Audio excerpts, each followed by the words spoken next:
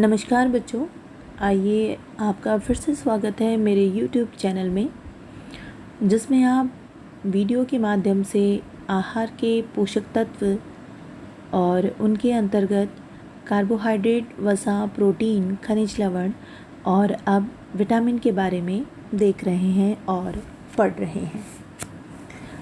आइए आगे चलते हैं और विटामिन ई के बारे में जानते हैं। विटामिन ई यौगिकों के एक समूह का द्योतक है, जिसमें टोकोफेरॉल और टोकोट्राइनॉल दोनों निहित हैं। यह खून में रेड ब्लड सेल्स या लाल रक्त कोशिका को बनाने के काम में आता है। इस विटामिन शरीर में अनेक अंगों को सामान्य रूप से बनाए रखने में मदद करता है, जैसे कि मसल्स व अन्य दूसरी सेल्स। यह शरीर को ऑक्सीजन के एक नुकसानदायक रूप से बचाता है, जिसे ऑक्सीजन रेडिकल्स कहते हैं। इस गुण को एंटीऑक्सीडेंट कहा जाता है। विटामिन ई सेल के अस्तित्व को बनाए रखने के लिए उनके बाहरी कवच या सेल मेम्ब्रेन को भी बनाए रखता है। विटामिन ई शरीर के फैटी एसिड को भी संतुलन में रखता है। तो आइए जानते हैं इस विटामिन ई के बारे में। विटामिन ई एक वसा घुलित विटामिन है और इस विटामिन का रासायनिक नाम टोकोफेरॉल है। इस विटामिन की खोज का श्रेय सर्वश्री, मेटल, इवॉन्स तथा सूर नामक वैज्ञानिकों को है। इस विटामिन के अभाव में संतानोत्पादन शक्ति का ह्रास हो जाता है। आइए जानते हैं विटामिन ए के प्राप्ति के क्या स्रोत हैं। विटामिन ए हमें किन माध्यमों से प्राप्त होता है? विटामिन ए को प्राप्त करने के लिए अनाजों के अंकुरों, मुख्यतः गेहूं तथा मक्का के, इसके अतिरिक्त बिनौले तथा ताड़ में भी इस विटामिन की न्यून मात्रा विद्यमान रहती है। इसके अलावा अल्प मात्रा में हरी सब्जियों, यकृत तथा गुर्दे में भी यह आसानी से पाया जाता है। विटामिन ई, इसका अपना एक खास महत्व है। ये हमारे संपूर्ण स्वास्थ्य के लिए बहुत उपयोगी है। यह हमें अंडे, सूखे मेवे, बादाम और अखरोट, सूरजमुखी के बीज, हरी पत्तेदार सब्जियां, शकरकंद, सरसों, शलजम, avocado, broccoli, cod liver oil, आम, पपीता, कद्दू, पॉपकॉर्न सभी से भरपूर मात्रा में मिल जाता है और ये शरीर के लिए एक आवश्यक विटामिन है। इसीलिए हमें इसे अवश्य ही ग्रहण करना चाहिए। इसके अलावा यह विटामिन हमें यहाँ पर दिखाए गए चित्रों में से वनस्पतिक ऑयल, फिश, ब्रोकली, अखरोट, मछली के तेल, कीवी, अंडे आदि से भी भरपूर मात्रा में मिल जाता है। आइए जानते हैं विटामिन ई के गुण। ये एक वसा घुलित विटामिन है। इस विटामिन का रासायनिक नाम टोकोफेरॉल है और इस विटामिन पर अम्लीय माध्यम का कोई प्रभाव नहीं पड़ता है, अर्थात उच्च ताप में भी यह अप्रभावित ही रहता है। लोहे और जस्ते के बर्तन में पकाने से इस विटामिन की पर्याप्त मात्रा नष्ट हो जाती है। इसके अतिरिक्त यदि अधिक समय तक इसे चिकनाई युक्त पदार्थों में रखा जाए तो ऑटो ऑक्सीडेशन के परिणाम स्वरूप विटामिन ई की कुछ मात्रा का ह्रास हो जाता है। यदि यह विटामिन सूर्य की पराबैंगनी किरणों के संपर्क में आती है तो इसके प्रभाव के परिणाम स्वरूप इसका विघटन हो जाता है। आइए आगे चलते हैं और देखते हैं एक स्वस्थ शरीर के लिए इसकी क्या दैनिक आवश्यकता है। हमें प्रतिदिन कितना विटामिन ई ग्रहण करना चाहिए, यह हमारी उम्र और लिंग यानी जेंडर पर निर्भर करता है। किंतु गर्भावस्था, स्तनपान और बीमारियों में इस मात्रा को बढ़ाने की आवश्यकता है। यूँ तो नवजात शिशु में 6 माह से 4 मिलीग्राम प्रतिदिन, नवजात शिशु 7 से 12 माह के लिए 5 मिलीग्राम प्रतिदिन, बच्चों के लिए जो 1 से 3 वर्ष तक के हैं 6 मिलीग्राम प्रतिदिन, जो बच्चे 4 से 8 साल के हैं 7 मिलीग्राम प्रतिदिन, जो बच्चे 9 से 13 वर्ष के हैं 11 मिलीग्राम प्रतिदिन, और 14 वर्ष और उससे बड़े बच्चों में 15 मिलीग्राम प्रतिदिन, और स्तनपान कराने वाली महिलाओं के लिए 17 मिलीग्राम प्रतिदिन इस विटामिन ई को ग्रहण करने की आवश्यकता होती है। इस विटामिन का अब कार्य क्या है यह देखते हैं। इसका महत्वपूर्ण कार्य है नर व मादा यानी मेल फीमेल, पुरुष और स्त्री में संतानोत्पादन की शक्ति एवं क्षमता प्रदान करना विटामिन ई का सबसे महत्वपूर्ण कार्य है। इस विटामिन के कमी से अभाव में मनुष्यों में बांझपन के लक्षण दिखाई देने लगते हैं। यह विटामिन विभिन्न ग्रंथियों जैसे कि पिट्यूटरी, एड्रिनल तथा अंड ग्रंथियों की क्रियाओं के समुचित रूप से संचालित होने में भी सहायक होता है।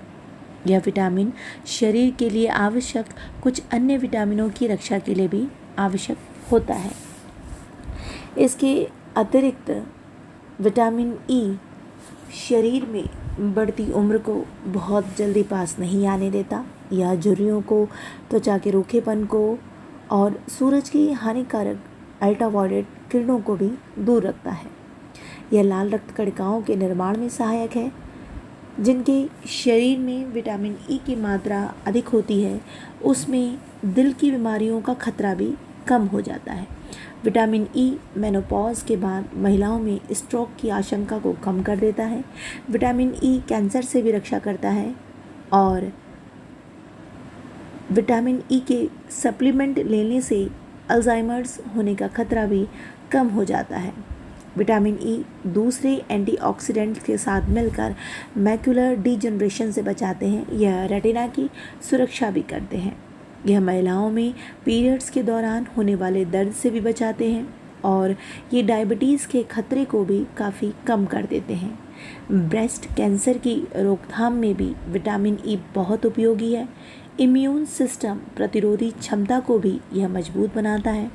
विटामिन ई बाल झड़ने के लिए ली जाने वाली दवाइयों के साइड इफ़ेक्ट्स को भी कम करता है।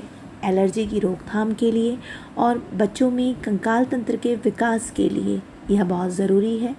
शरीर में विटामिन ए और विटामिन के स्टोर का भी यह रख रखाव करता है। यह शरीर में कोलेस्ट्रॉल के स्तर को भी नियंत्रित करता है। विटामिन ई ब्लड प्रेशर की दवाइयों के अवशोषण को रोकता है। शरीर में कोलेस्ट्रॉल का स्तर कम करने वाली दवाइयाँ विटामिन ई का स्तर कम करती हैं। कैंसर की दवाइयाँ भी विटामिन ई के स्तर को प्रभावित करती हैं। जिन लोगों के शरीर में वसा के अवशोषण करने में कठिनाई होती है उनमें भी विटामिन ई की कमी हो जाती है। विटामिन ई कैंसर के बाद कीमोथेरेपी के लिए उपयोग की जाने वाली दवाइयों के प्रभाव को भी कम कर देती है। समय पूर्व जन्मे बच्चे में जन्मजात ही विटामिन ई की मात्रा कम होती है, अतः इसे देखभाल की ज़्यादा आवश्यकता है। विटामिन ई को अवशोषित करने के लिए हमारे पाचन तंत्र को वसा की आवश्यकता होती है। आइए जानते हैं विटामिन ई की कमी के क्या क्या प्रभाव होते हैं। विटामिन ई की कमी से शरीर पर प्रतिकूल प्रभाव पड़ता है और व्यक्ति में संतानोत्पादन की क्षमता का ह्रास हो जाता है। इसके अतिरिक्त विभिन्न मांसपेशियों का विकास भी सुचारू रूप से नहीं हो पाता तथा विभिन्न ग्रंथियों से संबंधित रसों का, हार्मोन्स का समुचित स्राव भी नहीं हो पाता। इसके अलावा विटामिन ई की गंभीर कमी के कारण शरीर के अंगों का सुचारू रूप से कार्य न कर पाना, मांसपेशियों में अचानक से कमज़ोरी आ जाना, आँखों के मूवमेंट में असामान्य स्थिति पैदा हो जाना, नज़र कमज़ोर हो जाना, देखने में झिलमिलाहट महसूस होना, चलने में लड़खड़ाहट होना, कई बार कमज़ोरी महसूस करना और प्रजनन क्षमता जिनसे कि संतानोत्पादन की क्षमता है वो भी कमज़ोर हो जाती है और शरीर में कमज़ोरी महसूस होती है। तो विटामिन ई की कमी से इस प्रकार के काफ़ी गंभीर परिणाम देखने में मिलते हैं। आइए अगला विटामिन है विटामिन ए। जानते हैं विटामिन ए के बारे में। डॉक्टर मैकालम ने चूहों पर एक विशेष प्रयोग करके विटामिन ए की खोज की थी। उन्होंने स्पष्ट किया कि अंडे की जर्दी तथा मक्खन में एक ऐसा तत्व है जो वसा तथा हरी सब्जियों में कतई नहीं पाया जाता तथा जो शारीरिक वृद्धि के लिए अत्यंत आवश्यक होती है, उसी प्रकार जैसे कि किसी अन्य विटामिन के लिए। इसी तत्व को बाद में विटामिन ए का नाम दिया गया। बाद में न्यूफाउंडलैंड तथा नॉर्वे के लोगों के आहार एवं स्वास्थ्य का अध्ययन करके भी निष्कर्ष निकाला गया कि समुद्री मछली के यकृत को खाने वाले व्यक्ति नेत्र रोगों से मुक्त पाए गए, जबकि अन्य व्यक्तियों को कुछ नेत्र रोगों का शिकार पाया गया। इस अध्ययन के आधार पर निष्कर्ष निकाला गया कि मछली के यकृत में विटामिन ए पर्याप्त मात्रा में पाया जाता है। अनेक परीक्षणों के उपरांत अंतिम रूप से यह ज्ञात हो गया कि गाजर तथा नारंगी रंग के सभी भोज्य पदार्थों में एक विशेष पदार्थ पाया जाता है जिसे हम कैरोटीन कहते हैं। यह कैरोटीन ही हमारे शरीर में पहुंचकर विटामिन ए के रूप में परिवर्तित हो जाता है। विटामिन ए त्वचा, हड्डियों और शरीर की अन्य कोशिकाओं को मजबूत रखने में काफ़ी महत्वपूर्ण भूमिका निभाता है। विटामिन ए में मौजूद एंटीऑक्सीडेंट तत्व होते हैं जो कोशिकाओं को क्षतिग्रस्त होने से बचाते हैं। इसके अलावा विटामिन ए मुक्त कणों को टूटने से रोकते हैं जो हमारे शरीर से सूजन संबंधी समस्या उत्पन्न नहीं होने देते हैं। आइए जानते हैं कि हमें क्या खाने से विटामिन प्राप्त होता है। देखिए, विटामिन हमें पशु जगत और वनस्पति जगत दोनों से ही प्राप्त हो जाता है। अगर हम प्राणी जगत या पशु जगत की बात करें तो घी, मक्खन, दूध, दही, अंडे आदि से हमें और मछली के यकृत से सर्वाधिक विटामिन ए की प्राप्ति होती है। और अगर हम वानस्पतिक स्रोतों को देखें तो गाजर, टमाटर, पपीता, सीताफल, संतरा, रसभरी, कद्दू एवं पालक में विटामिन ए के अच्छे स्रोत हमें दिखाई देते हैं। इसमें अगर हम बात करें तो अंडे की जर्दी और सैचुरेटेड फैट काफ़ी और कोलेस्ट्रॉल भी इसमें काफ़ी मात्रा में पाया जाता है। हरी सब्जियों में पालक, गाजर, कद्दू, ब्रोकली इसके बहुत अच्छे स्रोत हैं। तो आज से ही अपने भोज्य पदार्थों में इनको ज़रूर सम्मिलित करें। देखिए, आगे पढ़ते हैं विटामिन ए के क्या लाभ हैं, क्या कार्य हैं और क्या उपयोगिता है। विटामिन ए शरीर के सुचारू रूप से कार्य करने के लिए बहुत ज़्यादा उपयोगी होता है।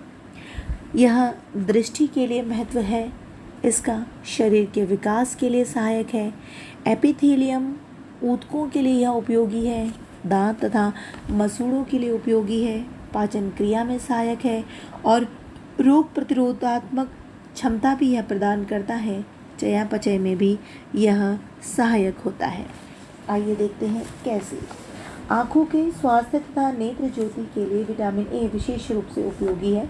यदि समुचित मात्रा में विटामिन ए लिया जाता है तो हम मंद प्रकाश में भी ठीक प्रकार से देख सकते हैं। यदि इस विटामिन की कमी हो जाती है तो मंद प्रकाश में देखना मुश्किल हो जाता है।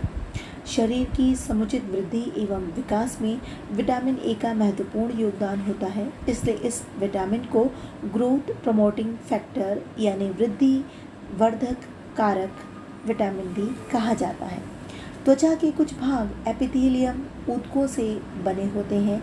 विटामिन ए इन एपिथेलियम ऊतकों को स्वस्थ बनाए रखने में सहायक होता है। विटामिन ए दांत एवं मसूड़ों के स्वास्थ्य के लिए भी उपयोगी होता है। यह विटामिन दांतों को चमकीला बनाए रखता है। विटामिन ए पाचन क्रिया के लिए बहुत सहायक होता है। यह आमाशय तथा क्लोम ग्रंथियों के कार्यों में सहायक होता है। इस प्रकार यह पाचन क्रिया को सुचारू बनाता है।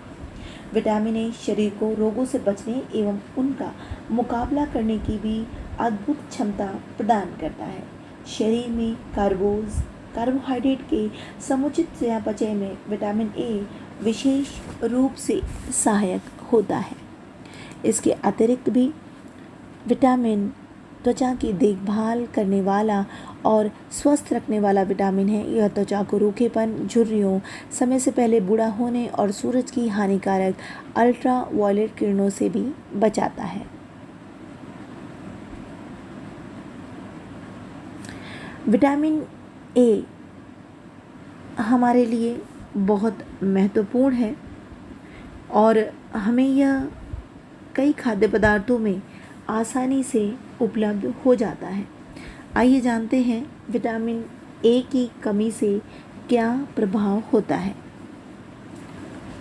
आहार में विटामिन ए की कमी के कारण सर्वाधिक प्रतिकूल प्रभाव व्यक्ति की आँखों तथा त्वचा पर पड़ता है। इस विटामिन की कमी के कारण रतौंधी, जीरोसिस, कंजक्टाइवा तथा कॉर्निया कॉर्जिरोसिस नामक रोग हो जाते हैं। ये सभी रोग आँखों के रोग हैं। इसके अतिरिक्त विटामिन ए की कमी के कारण कुछ त्वचा संबंधी रोग भी हो जाते हैं। बिटाटस स्पॉट्स तथा फ्राइनेडर्मा इसी प्रकार के अभाव जनित रोग हैं। विटामिन ए की कमी का प्रतिकूल प्रभाव कभी कभी दांतों पर भी पड़ता है। ऐसे में ठंडा एवं गर्म खाद्य पदार्थ दांतों में टीस पैदा करने लगता है। विटामिन ए की कमी से काफ़ी हानि हो सकती है और हमें इस विटामिन को अपने भोज्य पदार्थों में ज़रूर शामिल करना चाहिए। विटामिन ए की कमी से अंधापन, आँखों में सूखापन, रूखे बाल, सूखी त्वचा, बार बार सर्दी जुकाम, थकान, कमज़ोरी, नींद न आना, रतौंधी, निमोनिया और वजन में कमी होने जैसी कई परेशानियां झेलनी पड़ जाती हैं। ऐसे में इन रोगों से बचने के लिए हमें अपने शरीर में विटामिन ए की पूर्ति करना बहुत ही आवश्यक हो जाता है। विटामिन ए की अधिकता से अगर ये हमारे शरीर में काफ़ी अधिक हो जाए तो उससे भी हानि हो जाती है। यह हानि हमें चिड़चिड़ेपन, तनाव, थकान, नींद का अधिक आने, सुस्ती रहने, वजन के कम होने, टखनों में सूजन आ जाने और यकृत तथा तिल्ली के बढ़ जाने तथा त्वचा के रूखी तथा उधड़े हुए रूप में भी देखने को मिल जाती है। इसीलिए तनाव, डिप्रेशन और इस प्रकार की मानसिक बीमारियों से बचने के लिए हमें इसे अधिक मात्रा में भी लेने की आवश्यकता नहीं है। इसकी कमी से, इसकी अधिकता से रीढ़ की हड्डी में पीड़ा होने लगती है और जोड़ों में भी दर्द होने लगता है। आपको यह वीडियो कैसा लगा हमें ज़रूर बताइएगा। आपके कमेंट्स का हमें इंतज़ार रहेगा और आपने अगर अभी तक हमारे चैनल को सब्सक्राइब नहीं किया है तो प्लीज़ इसे सब्सक्राइब कर दें, लाइक का बटन भी दबाएं और अपने ही जैसे अन्य बच्चों को पढ़ने के लिए इसको शेयर भी करें। धन्यवाद। Thank you to you all.